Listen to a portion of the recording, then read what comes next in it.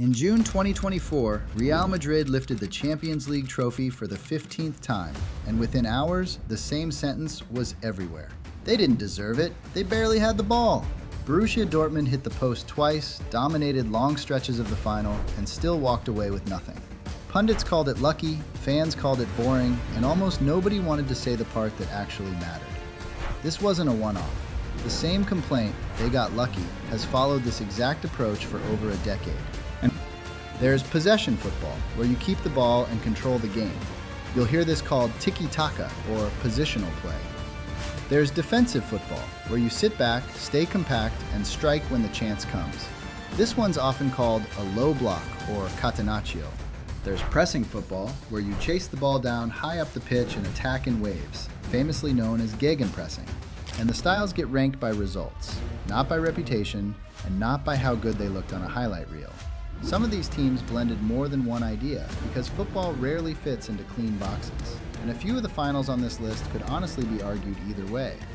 But every winner had a dominant identity, the thing opposition managers actually had to plan for, and that's the one we're counting. Now, most people think they already know how this list ends. Ask any coach, any pundit, or any fan who grew up idolizing a particular era, and they'll tell you the same thing. The best way to win the Champions League is to play the best football. Possession, control, make the opponent chase shadows for 90 minutes. It's the approach that turned Barcelona into a religion, got copied by academies from Manchester to Tokyo, and became the default answer whenever anyone asks how the modern game should be played. It isn't just a fan opinion either, it's institutional. It's what gets taught on coaching courses, and it's what gets praised in post-match analysis even when the team playing it loses. In 2009 and 2011, Barcelona didn't just beat Manchester United in back-to-back finals, they made it look like a different sport, like the rest of Europe was playing a slower, clumsier version of the same game. Tiki-taka wasn't just a style anymore, it became the style. But this is where it starts to get uncomfortable. If that's the style everyone agrees on, the one every federation wants their youth teams, why did the stats say different? Tied for last place, with 6 titles apiece, are 2 of the most celebrated ideas in modern football. The first is gegenpressing.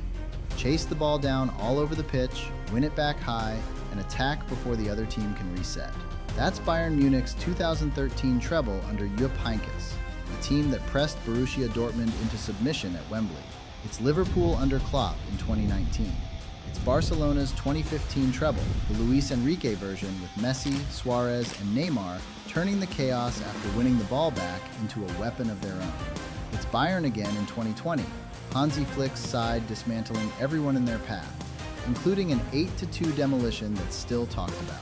And it's the 2 most recent winners, PSG, back-to-back in 2025 and 2026, under Luis Enrique again. 6 titles for gegenpressing. And tied with them on the exact same number is tiki-taka. Keep the ball, control the tempo, make the other team chase shadows. That's Barcelona's 4 Champions Leagues. 1992 under Cruyff, the dream team that planted the seed. 2006, the Rijkaard side with a young Messi already terrifying defenses. And 2009 and 2011, peak Guardiola, the version everyone pictures when they think of total ball control.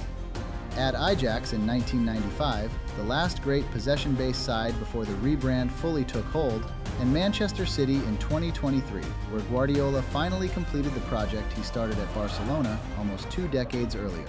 6 titles for tiki-taka as well.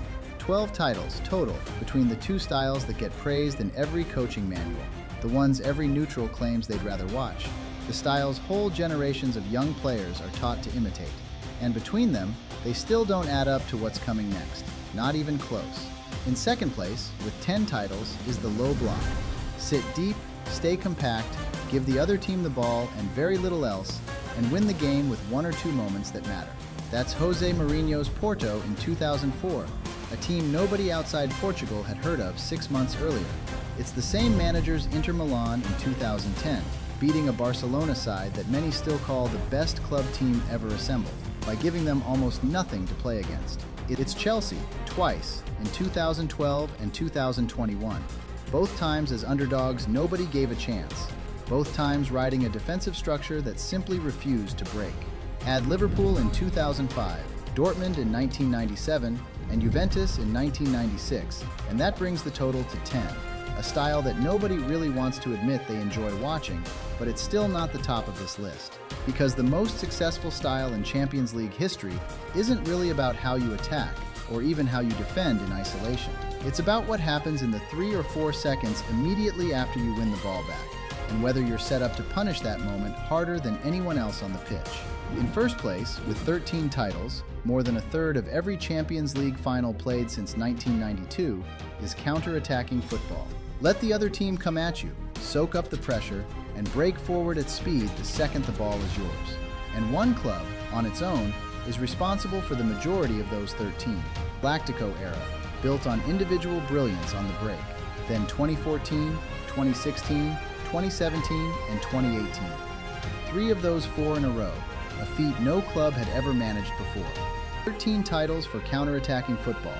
By a clear distance, the most successful style this competition has ever produced, built on absorbing pressure and punishing the smallest mistake in transition. Except that ranking comes with an expiry date, and it might have already passed. But here's the twist. Counter-attacking football, the all-time #1, the style with more titles than any other on this list, PSG 2025 and 2026, back-to-back with gegenpressing, the style with exactly 6 titles, the same number Tiki-Taka have. It's now won the 2 most recent finals in a row against 2 different opponents in 2 different ways.